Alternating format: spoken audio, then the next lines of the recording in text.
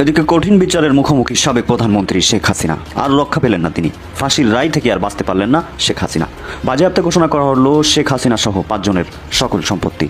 সেনাপ্রধান জেনারেল ওয়াকারুজ্জামান, বিমান বাহিনীর প্রধান air chief marshal Hasan Mahmud Khan এবং নৌবাহিনীর প্রধান অ্যাডমিরাল মোহাম্মদ নাজমুল হাসান, 3 বাহিনীর এই 3 প্রধান কর্তা ব্যক্তি হজে যাবেন এমন একটি খবর সামাজিক যোগাযোগ মাধ্যমে ছড়িয়ে পড়েছে। সামাজিক যোগাযোগ মাধ্যমে ছড়িয়ে পড়েছে কেন? হজে যাবেন তারা, এটা তো ভালো কথা, কিন্তু সেটা নিয়ে মানুষের মধ্যে এক ধরনের গুঞ্জন, ফিসফিসানি, রাজনৈতিক মহল থেকে শুরু করে সাধারণ মানুষের বিভিন্ন পর্যায়ে রহস্যের দানা জমাট বাঁধছে। কারণটি কি?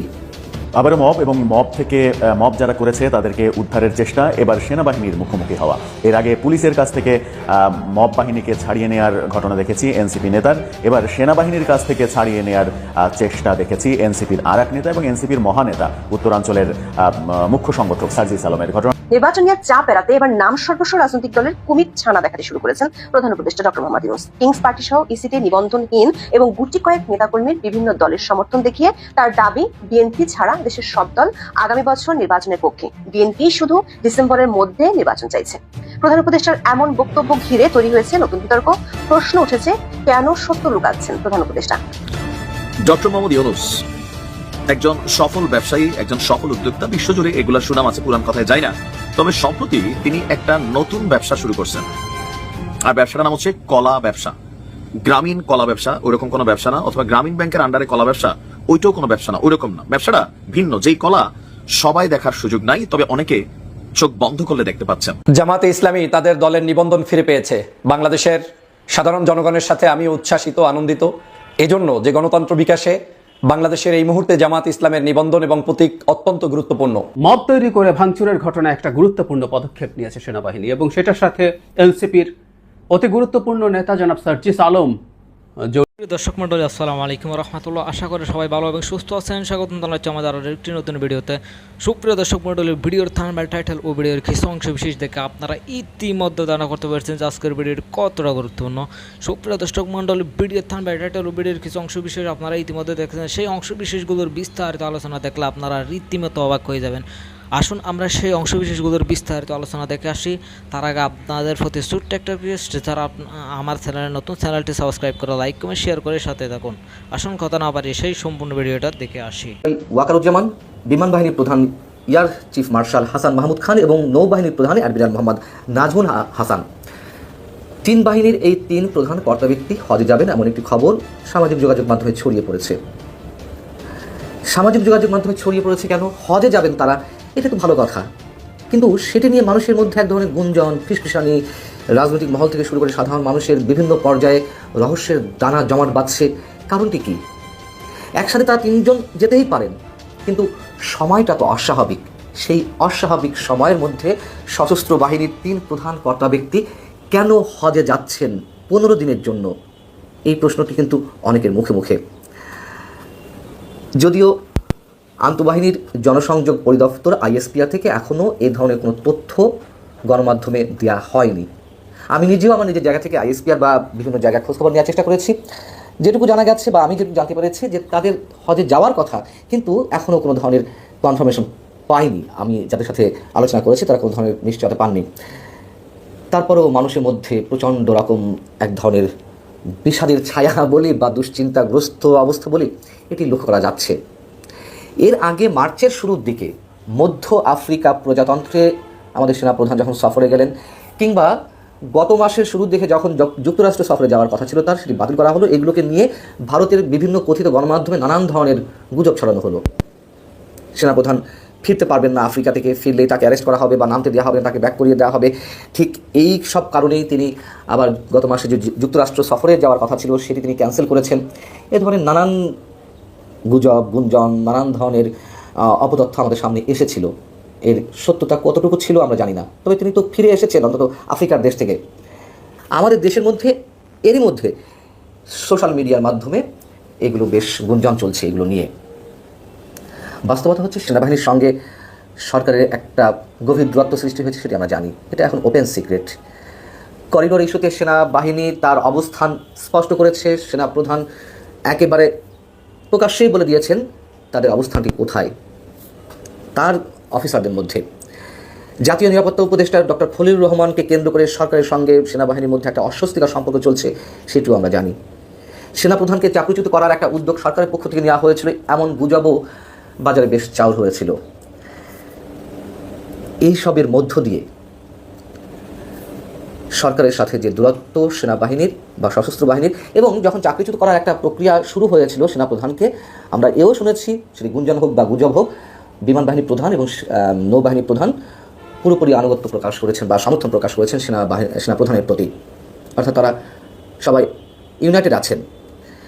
কিন্তু সরকারের প্রতি রাজনৈতিক মহল থেকে শুরু করে সাধারণ মানুষ পর্যন্ত হাতে গোনা কিছু মানুষ, হাতে গোনা 2-4টি রাজনৈতিক দল বাদে আর সবার আস্থা তলানিতে গিয়ে পৌঁছেছে ডক্টর ইউনূস সরকারের প্রতি। এ কথা তো সত্য। অনেকেই এখন স্পষ্ট করে বলছেন, প্রকাশ্যে বলছেন, এটি আমার কথা তো নয়, যে পশ্চিমাদের এজেন্ডা বাস্তবায়নের জন্য ডক্টর ইউনূস সরকার কাজ করে যাচ্ছেন, এবং ডক্টর মোহাম্মদ ইউনূসকে সরাসরি অনেকে ফ্যাসিস্ট বলা শুরু করেছে। ডক্টর ইউনূস সরকারকে ফ্যাসিস্ট বা স্বৈরাচার আখ্যা দেওয়া শুরু হয়ে গেছে এখন প্রকাশ্যে। আমি 2-4টি উদাহরণ দিই। যেমন মির্জা আব্বাস গত শুক্রবারই তিনি একটি অনুষ্ঠানে বললেন যে সংস্কারের কথা বলতে বলতে এই সরকারও যে ফ্যাসিস্ট হয়ে যাবে তা আমরা আগেই ধারণা করে রেখেছিলাম। অধ্যাপক আনু মোহাম্মদ তিনিও শুক্রবার একটি অনুষ্ঠানে যে বক্তব্য দিয়েছেন তার অংশবিশেষ হচ্ছে এরকম, যে পরিস্থিতি সৃষ্টি হচ্ছে তার মধ্যে নতুন ফ্যাসিবাদের আগমন ধ্বনি শোনা যাচ্ছে। পুরো সমাজের মধ্যে আবার একটা নতুন ফ্যাসিবাদী শক্তির নড়াচড়া দেখা যাচ্ছে, এর বিরুদ্ধে প্রতিবাদ করতে হবে। করিডোর ইস্যুতে সরকার একটু পিছটান দিয়েছে, আগের মতন তেমন দৃশ্যমান কিছু দেখা যাচ্ছে না। তারপরেও বিএনপি স্থায়ী কমিটির সদস্য আমির খসরু মাহমুদ চৌধুরীও শুক্রবারই একটি অনুষ্ঠানে তিনি মন্তব্য করেছেন যে এখানে দৃশ্যমান কিছু দেখা যাচ্ছে না, কিন্তু কাতারের রাজধানীর দোহাতে গিয়ে অনেকে গোপন বৈঠক করছেন। জাতীয় নিরাপত্তা উপদেষ্টা ডক্টর খলিলুর রহমানকে ইঙ্গিত করে তিনি বলেছেন যে কাতার থেকে অনেক কিছু এখন শোনা যাচ্ছে, অর্থাৎ করিডোর যুক্তরাষ্ট্রের যে চাওয়া জাতিসংঘের মাধ্যমে সেটি বাস্তবায়নের জন্য সরকার এখনও চেষ্টা করে যাচ্ছে, তেমনটাই তিনি বলার চেষ্টা করেছেন। এরকম অনেক গুঞ্জন আমাদের কানে আসছে। তিন বাহিনী প্রধান দেশের বাইরে গেলে এই মুহূর্তে এই বিষয়টি সাকসেসফুল হয় কিনা, সরকার এটি দিয়ে দেয় কিনা, যদিও শোনা যাচ্ছে অনেকে বলেন যে এর মধ্যে অনেক কিছুই হয়ে গেছে, আমরা আসলে জানি না যে কতটুকু কী হয়েছে। তবে সশস্ত্র বাহিনীর প্রধান কর্তা ব্যক্তিরা যদি এই মুহূর্তে দেশের বাইরে যান, তবে এমন কিছু ঘটার সম্ভাবনাই অনেকের কাছে মনে হচ্ছে, অথবা তাদেরকে দেশে ফিরতে দেওয়া হবে না, নামতে দেওয়া হবে না, ল্যান্ড করতে দেওয়া হবে না, এরকম নানান ধরনের গুঞ্জন চলছে, যদিও আমরা অনেকে এগুলোর প্রতি বিশ্বাস রাখতে চাই না। মবের যে সংস্কৃতি চলছিল কমে এসেছে নিঃসন্দেহে। সেনাপ্রধান মবের বিরুদ্ধে যে হুঁশিয়ারি উচ্চারণ করলেন, তারপরেও কিছু কিছু জায়গায় আমরা মবের সৃষ্টি হতে দেখেছি। আবারও মব এবং মব থেকে মব যারা করেছে তাদেরকে উদ্ধারের চেষ্টা, এবার সেনাবাহিনীর মুখোমুখি হওয়া। এর আগে পুলিশের কাছ থেকে মব বাহিনীকে ছাড়িয়ে নেওয়ার ঘটনা দেখেছি এনসিপি নেতার, এবার সেনাবাহিনীর কাছ থেকে ছাড়িয়ে নেওয়ার চেষ্টা দেখেছি এনসিপির আর এক নেতা এবং এনসিপির মহানেতা উত্তরাঞ্চলের মুখ্য সংগঠক সার্জিস আলমের। ঘটনাটা রংপুরে জাতীয় পার্টির চেয়ারম্যান জিএম কাদেরের বাড়ি ভাঙচুর, অগ্নিসংযোগ করা হয়েছে, সেই খবর তো আপনারা জানেনই। সেনাবাহিনী যখন ব্যাপক অ্যাকশনে নেমেছে, সেনাবাহিনী যখন এই কাজগুলো যারা করেছে তাদের ধরপাকড় করছে, সেই সময় সার্জিস আলম গিয়েছেন তাদের জন্য সুপারিশ নিয়ে, তাদের ছাড়াতে গিয়ে সেনাবাহিনী অফিসারের সঙ্গে বাগবিতণ্ডা হয়েছে এবং এক পর্যায়ে অনুরোধ করেও তাদেরকে ছাড়াতে পারেননি। মামলা করার চেষ্টা করা হয়েছে, কিন্তু সেই মামলাও শেষ পর্যন্ত করতে পারেনি। তার মানে সেনাবাহিনী যে পুরোপুরি অ্যাকশনে নেমে গেছে এবং এই মবের যে কোনো কার্যক্রম আর চলতে দেওয়া হবে না, সেনাবাহিনীর ওই অফিসারও স্পষ্ট বলে দিয়েছেন। আমাদের কাছে বেশ কিছু তথ্য হাজির হয়েছে, সেই তথ্যগুলো নিয়েই আমরা আলোচনা করব এই ভিডিওতে। থাকবেন পলিটিক্স টিভির নিয়মিত আয়োজনে।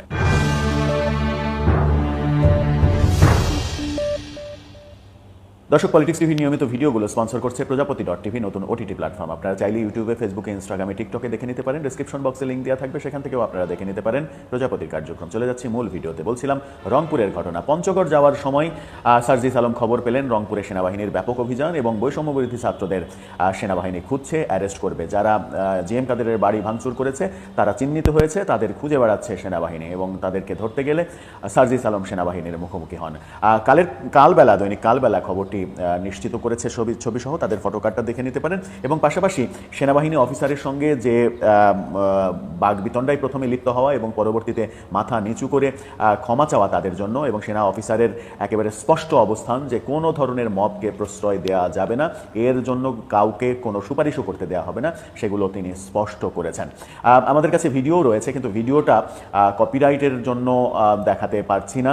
সেই ভিডিওতে আমরা সেনা অফিসারকে স্পষ্ট বলতে শুনেছি যে আমরা আমাদের কাজ করছি, কোনো ধরনের মব করতে দেওয়া হবে না, এখানে যারা এই কাজ করেছে তাদেরকে গ্রেপ্তার করা হবে, তাদেরকে অ্যারেস্ট করা হবে। সার্জিস আলম তাকে অনুরোধ করেন, কিন্তু সেই অনুরোধে কোনো কাজ হয়নি।